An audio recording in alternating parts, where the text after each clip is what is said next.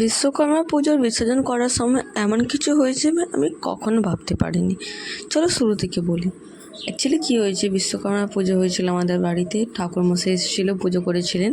কিন্তু আগে মানে কি ওর পরের দিন তো ঠাকুরকে ভাসান দিতে হয়, তাই আমি নিজের বাবার সাথে স্কুটিতে নিয়ে বাবাকে গেছিলাম মানে ভাসান দিতে।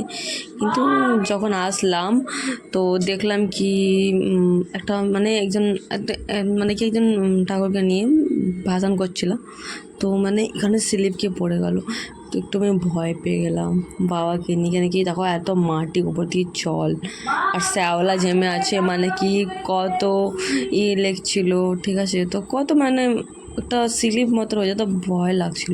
যে বাবাকে বললাম, বাবা পা চেপে চেপে চলো, কারণ কি পড়ে গেলে একটা দুর্ঘটনা হয়ে যাবে, এত ভালো করে কষ্ট করে পুজো করেছি ঠাকুরকেও লাস্ট টাইম মানে কেমন পড়ে উঠে গেলে একটা আপশগুন বলা যায় না, তাই।